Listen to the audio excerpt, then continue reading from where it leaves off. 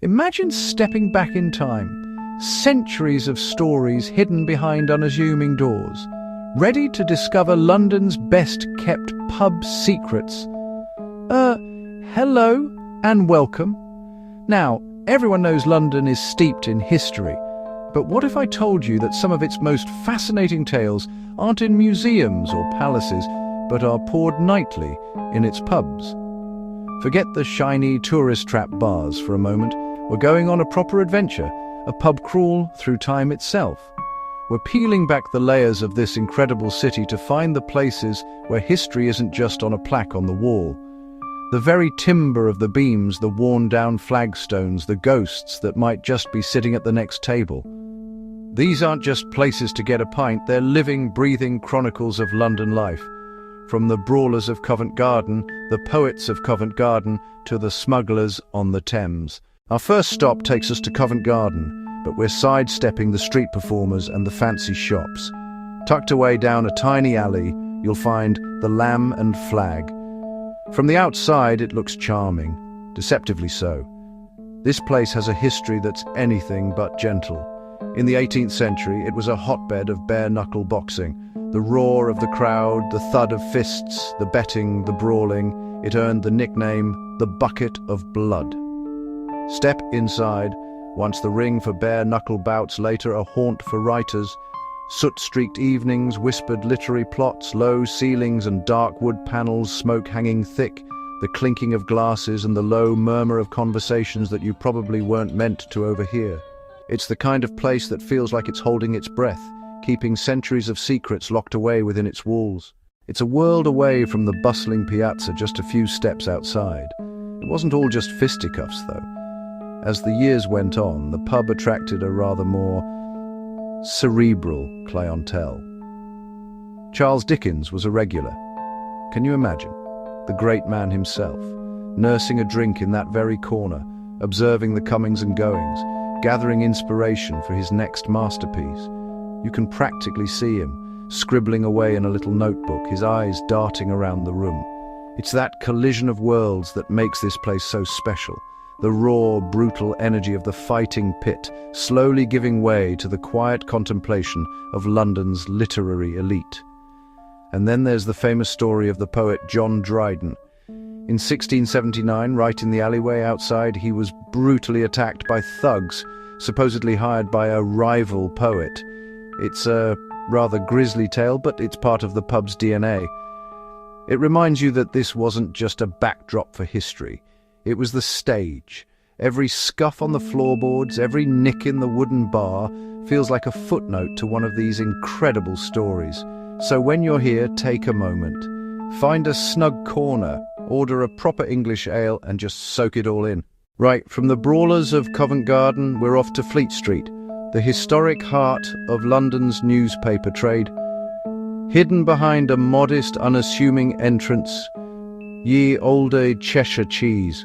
Not just a pub, a sprawling, multi-levelled labyrinth of history. The original was destroyed in the Great Fire of London in 1666, rebuilt in 1667. Think about that for a second. Over 350 years standing, watching the city change, descend the narrow wooden staircase into a preserved maze where Dickens and his comrades drank and debated.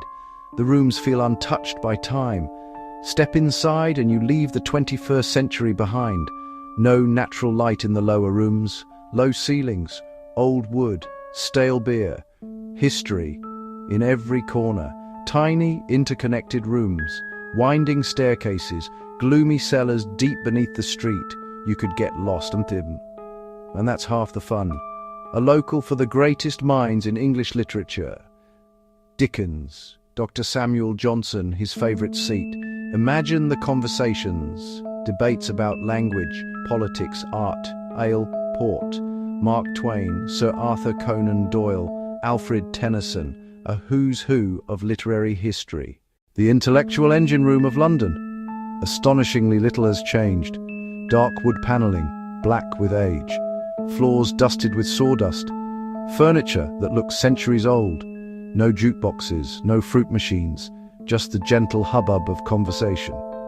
It forces you to slow down, to talk, to engage. a sanctuary from the frantic pace of modern life, a place where time seems to have stood still. Visiting Cheshire Cheese is an immersive experience, a secret society, a hidden world, uninterrupted for centuries. From the cramped ground floor bar to the cavernous cellars below, you feel connected to generations past, humbling, slightly spooky, and utterly magnificent.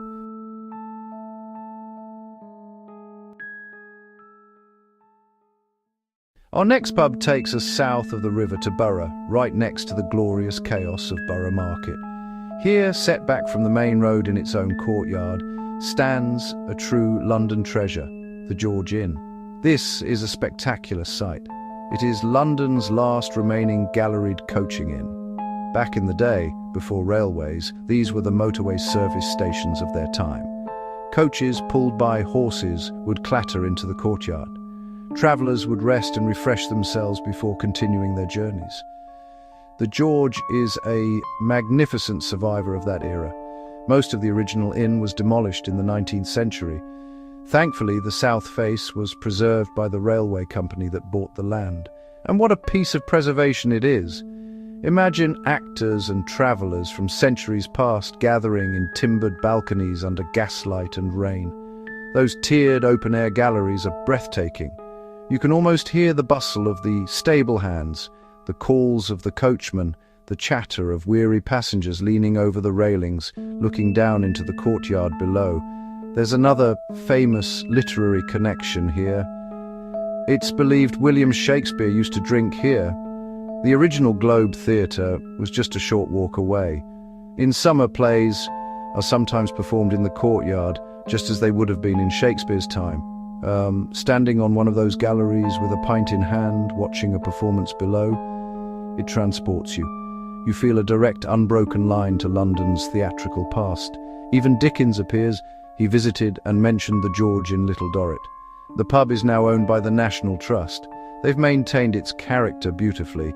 The interior is a warren of interconnected rooms. The coffee room, now a restaurant. The Parliament Bar, once a waiting room for passengers. Chapter 4. For our fourth pub, we're heading to one of London's most picture-perfect neighbourhoods, Kensington. And honestly, you can't miss this one. The Churchill Arms is an absolute riot of colour.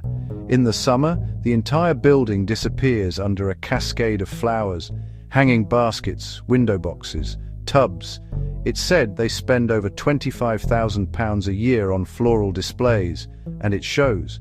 It's probably the most Instagrammed pub in all of London, and for very good reason. It's simply stunning. But don't be fooled by the beautiful exterior. This pub has a story that's as robust and British as its namesake, Sir Winston Churchill. The Churchill Arms blooms with flowers and history alike. A wartime link to Churchill, a private shrine of memorabilia that makes it more than just a pub. The connection to the great wartime leader is a strong one. Churchill's own grandparents were regular patrons back in the 19th century. The pub was renamed in his honour after World War II. The floral explosion of the exterior gives way to a kind of chaotic museum. Every square inch, photos, newspaper clippings, busts, bric-a-brac. But there's another twist to the Churchill Arms. Walk through the main bar and you'll find yourself in a Thai restaurant. Yes, you heard that right. For decades, this quintessentially British pub has been serving some of the most authentic and delicious Thai food in London. It's a wonderful, unexpected fusion of cultures. One minute you're looking at a photo of Churchill giving the V for victory sign. The next, you're ordering a pad Thai. It's that kind of delightful eccentricity that makes London so great. The pub claims to be the first in London to have served Thai food, which adds another layer to its unique history. It's a place of surprising contrasts: the traditional British pub culture, the over-the-top floral displays, the obsessive Churchill shrine, the fragrant, spicy food from the East. It shouldn't work, but it absolutely does. It's a testament to London's ability to absorb and celebrate different cultures, all under one, very beautifully decorated roof. It's a feast for the eyes and the stomach. Beat, Chapter 5. Now, hold on tight, because we're heading to the river, to Wapping, on the north bank of the Thames, to a pub with a history as dark and murky as the river water itself. This is the Prospect of Whitby, and it claims to be the oldest riverside tavern in London, dating all the way back to 1520. The pub you see today is mostly from the 18th century, but it stands on ancient foundations. And let me tell you, if these walls could talk, the tales would be of pirates, smugglers, and unspeakable deeds. For centuries, this was a notorious haunt for the villains of the river. Smugglers would use the pub to bring their illicit goods ashore, away from the prying eyes of the customs men. Pirates, fresh from their voyages, would come here to spend their ill-gotten gains. In fact, its original name was the Devil's Tavern, which gives you a pretty good idea of the kind of clientele it attracted. It was a place of danger, secrets, and illicit rendezvous. You can feel that edge of darkness here, even now. Perched on the Thames, the Prospect of Whitby recalls pirates, smuggling, sea-swept tales. Its riverside view still carries the hush of illicit rendezvous. The view from the back is just incredible. There's a terrace and a balcony that hang right out over the river. You can see the remnants of an old execution dock nearby where pirates were hanged and their bodies left for 3 tides to wash over them as a warning to others. It's a chilling thought, standing there with a pint, looking out at the very spot where such grim justice was served. The interior is just as atmospheric. It has a magnificent 400-year-old flagstone floor, worn smooth by the footsteps of countless sailors and scoundrels. And there's a long pewter-topped bar, which is very rare to see these days. The whole place feels authentic, weathered by time and tide. It was a favourite spot for artists like J.M.W. Turner and James Abbott McNeill Whistler. They came to capture the moody, dramatic light of the Thames. They too were drawn to the pub's raw, untamed character. This isn't a polished, gentrified riverside pub. It has real grit. It still feels connected to the working river and its formidable history. When a big ship goes past, the whole building seems to vibrate slightly, reminding you of its deep connection to the water. Sitting out on that balcony as the sun sets, watching the lights of Canary Wharf glitter in the distance, you feel caught between 2 worlds, the modern corporate London and the old lawless maritime city. It's a powerful, unforgettable experience. Chapter 6. For our final pub, we're going somewhere very posh, but also very hidden. We're in Belgravia, one of London's most exclusive and expensive neighbourhoods. Down a quiet, cobbled mews, you'll find the Grenadier. It's a tiny, charming pub that's incredibly easy to miss, and it has one of the most famous ghost stories in London. The building wasn't originally a pub at all. It was built in 1720 as the officers' mess for a nearby barracks of the Grenadier Guards. So, the story goes that a young subaltern, a junior officer named Cedric, was caught cheating at a game of cards in the mess room upstairs. His fellow officers, in a fit of rage, beat him so severely that he died from his injuries. People have reported all sorts of strange goings-on. Objects moving on their own, a sudden icy chill in the air, footsteps heard in empty rooms, a mournful figure seen on the stairs. It's the stuff of legend.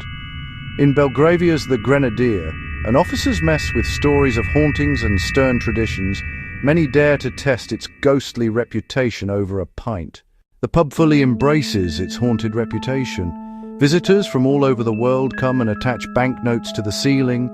The ceiling is absolutely covered in currency from different countries. It's a strange and wonderful tradition, a collective effort to bring peace to a ghost.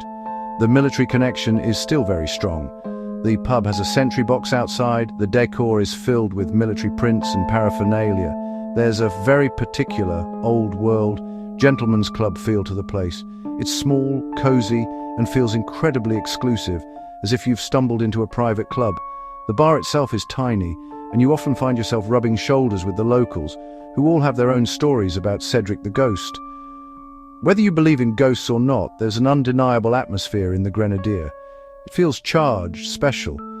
Maybe it's the power of suggestion, or maybe poor Cedric really is still wandering the halls, looking for his winnings. It's a place where you find yourself speaking in slightly hushed tones, half expecting a ghostly sigh from the corner. It's a fantastic, spooky, and utterly unique end to our tour of London's hidden pubs. History, legend, and a good pint come together perfectly. Outro, and there we have it. 6 incredible pubs, 6 windows into London's soul. From bare-knuckle brawlers, literary legends, pirates, phantom card players, we've seen that a pub is never just a pub. They are guardians of our stories, keepers of our secrets, and the warm, beating heart of this city. Each one offers a unique taste of history, a chance to step out of the present and connect with generations of Londoners. It's a reminder that the most amazing discoveries are often hiding just around the corner, down a little alley you've walked past 100 times. This September, October 2025 is the perfect time to explore these cozy, historic havens before winter. Plan your route, step off the beaten path, raise a glass to London's hidden history, the autumn light, the crisp air.